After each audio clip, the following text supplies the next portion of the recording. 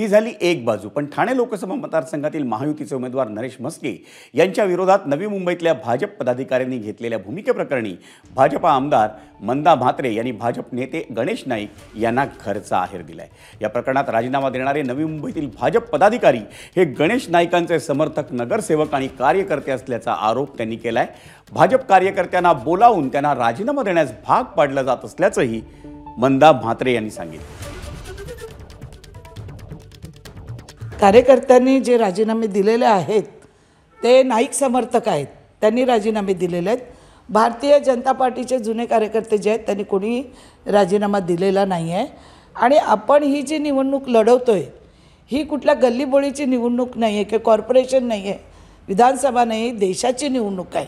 आणि वरिष्ठ लोकांनी जो निर्णय घेतलेला आहे, आमचे नेते देवेंद्रजी फडणवीस साहेब त्यांनी जो आदेश दिला त्या आदेशाप्रमाणे आम्ही सर्व कार्यकर्ते काम करणार आहोत। एबीपी माझा, उघडा डोळे बघा नीट।